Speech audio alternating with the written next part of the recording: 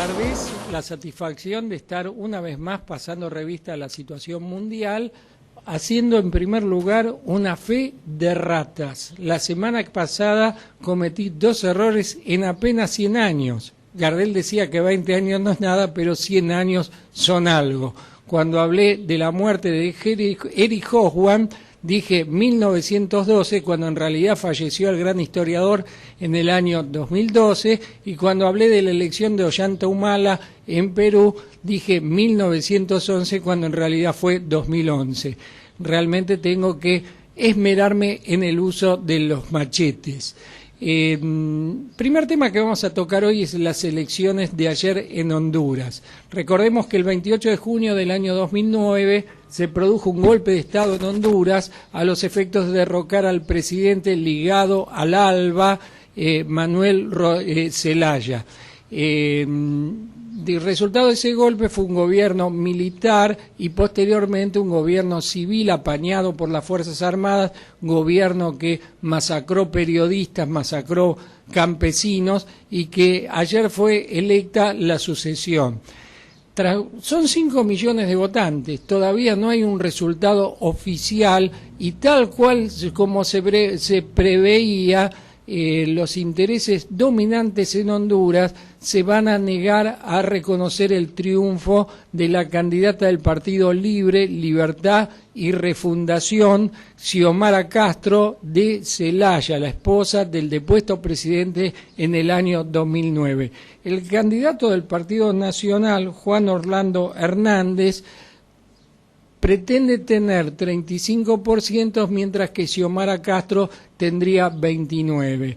Esos son los números que invertidos da el Partido Libre con el cotejo de las bocas de urna y el cotejo de las actas de todos sus fiscales. El Tribunal Superior Electoral está formado por jueces que favorecieron el golpe del 2009 y el gran jugador de fondo en toda esta situación es nada menos que los Estados Unidos de Norteamérica, que tiene una de sus principales bases en Centroamérica, en la localidad de Palmerola, en Honduras. De hecho, Honduras es un gran portaaviones terrestres para los Estados Unidos.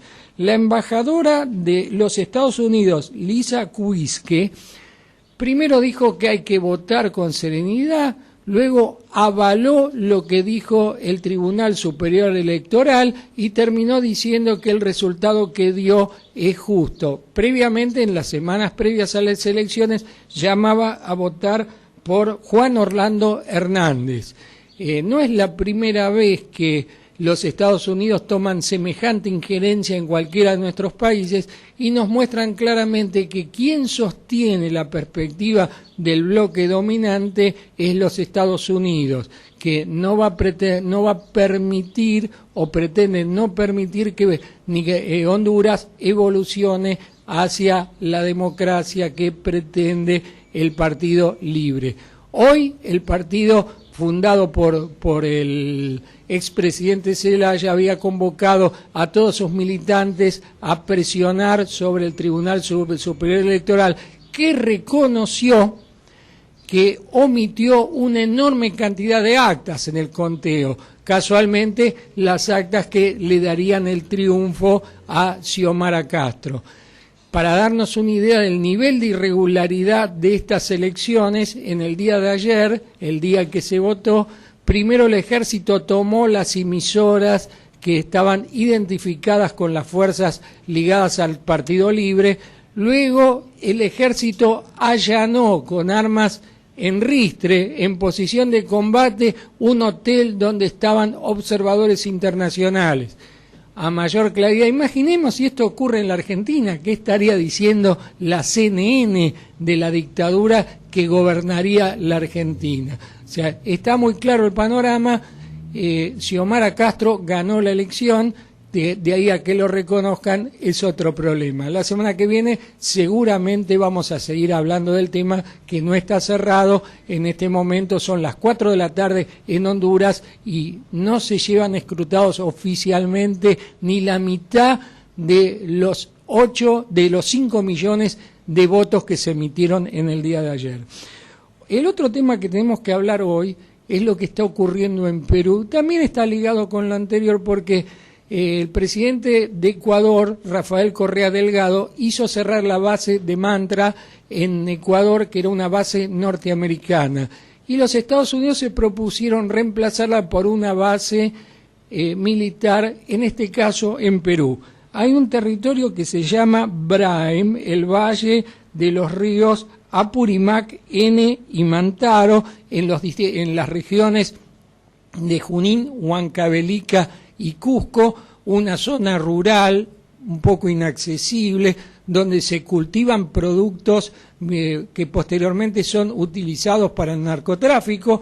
La cultura de la coca es ancestral en Perú como en Bolivia, hay un consumo de té y de mascado de la hoja de coca, pero también hay una utilización en el narcotráfico. Ese territorio está militarizado por bases del ejército peruano, pero también se está construyendo un aeropuerto militar que sería la base principal para un asentamiento de las Fuerzas Armadas norteamericanas. Ese aeropuerto se está construyendo en el distrito de Pichari, en la provincia de La Convención, en la región Cusco, donde están las ruinas del Machu Picchu. Hay una ley que permite la construcción de un aeropuerto. Cuando los pobladores se fueron al Ministerio de Obras Públicas a preguntar qué tipo de aeropuerto es, les dijeron que no se podía decir. No es una zona para hacer un aeropuerto turístico, porque la zona está militarizada, hay bombardeos sobre las comunidades agrarias porque se las está acusando de practicar cultivos para el narcotráfico. Nadie haría un aeropuerto turístico ahí. No se podría hacer un aeropuerto comercial porque las producciones son pequeñas y van por camiones. Entonces, la única razón de que se esté construyendo un aeropuerto en esa ciudad, en esa zona, es el hecho de que sea el punto de partida para una base militar norteamericana. La empresa que la está haciendo esa base militar norteamericana es una empresa también norteamericana, con lo cual cierra la cuestión y no se engarza con el tema de por qué es posible semejante injerencia imperialista en el país que fue liberado por el general San Martín y por Bolívar. La existencia de una clase dirigente en lo político conformado por una mafia corrupta integrada por el fujimorismo, por el APRA y por otras vertientes neoliberales es la correa de transmisión para todas esas condiciones que permiten que el imperialismo entre en la sociedad peruana, al punto que este año ya se han votado la entrada de 2 contingentes del ejército de los Estados Unidos.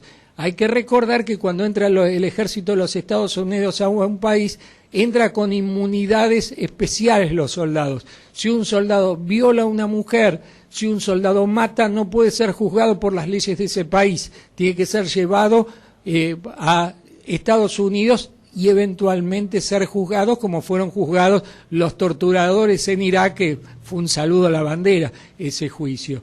Entonces, la situación está en que la penetración imperialista en Perú es posible por la complicidad de esa mafia neoliberal, hablamos del APRA, del fujimorismo y también de otras fuerzas, y con la tolerancia del presidente Ollanta Humala, que cuando le dijeron, ¿cómo es que Fujimori, que está preso, por cierto que la prisión de Fujimori sería el lugar deseado de mucha gente muy pobre en toda nuestra América Latina? Tienen en el departamento central de la Policía Nacional Peruano una casita con jardín, con todas las comodidades, y ahí está preso. Como Fujimori hacía política, dijo que es natural porque todos los ciudadanos pueden hacer política, pero no se ve las mismas libertades para hacer política para, por ejemplo,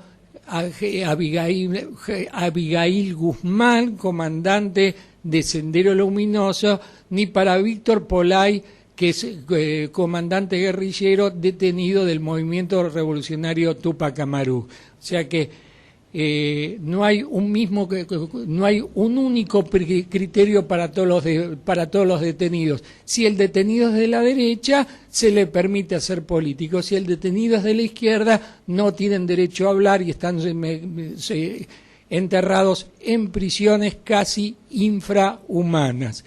Y el último tema que vamos a hablar hoy tiene que ver con el tema de lo que va a ser la entrevista que vamos a tener después del corte. La situación en Chile, en la cual el gobierno de nueva mayoría, la Concertación más otros partidos de izquierda, logró 67 diputados. Importante cosecha de diputados, pero que no le permite sacar leyes especiales que requieren, creo que es un quinto de los parlamentarios, a pesar de haber logrado la llegada al Parlamento de importantes dirigentes del movimiento estudiantil que sacude al país trasandino desde hace por lo menos 6 o 7 años, desde el primer gobierno de Michelle Bachelet, que los estudiantes chilenos vienen movilizándose constantemente. El tema que no aparece en ningún medio, en realidad aparece en los medios, pero el giro que le vamos a dar nosotros no aparece en ningún medio. Se estuvo desarrollando en Varsovia el fin de semana anterior, Varsovia es la capital de Polonia, la cumbre climática auspiciada por la ONU. Todos sabemos que que congestión de gases tóxicos provoca un cambio climático. Y se hacen reuniones cada tanto con el objetivo de ver cómo cada país puede ayudar a distender esa situación. Lo que no aparece en ningún medio es el hecho de que en esta cumbre hubo auspicios, y los auspicios, así como en un medio, si te auspicia una empresa, condiciona tu discurso, los auspicios en la cumbre condicionaron lo que se decía en la cumbre. Los auspiciantes fueron General Motors y BMW, por decir dos ejemplos, dos empresas de automotores. ¿Cuáles son los gases que más provocan el cambio climático? Las emisiones de motores de coches, de micros, etcétera, etcétera. Entonces, se notó en el cambio del lenguaje. Ya no se habla en esta cumbre de compromiso por reducir las emanaciones tóxicas, sino de intento, como concesión a esas grandes empresas. El alpargatazo internacional es para John Kerry, secretario de Estado de los Estados Unidos, o canciller, lo diríamos en la Argentina, que dijo: todos los americanos son iguales, se terminó la doctrina Monroe, lo dijo en un discurso en la Organización de Estados Americanos, que otrora Fidel Castro la llamó con acierto Ministerio de Colonias, y todos los estados son iguales. Kerry, basta de sanata. Si todos los estados son iguales, deja de financiar la desestabilización de Venezuela, deja de poner embajadores que opinen como veíamos hoy en las elecciones de Honduras, condicionando el rumbo político de esos países. ¿Querés que todos los Estados Unidos, todos los estados de América Latina sean iguales? Cerrá la prisión de Guantánamo y terminá con el bloqueo criminal que ejerce tu país sobre Cuba hace más de 50 años.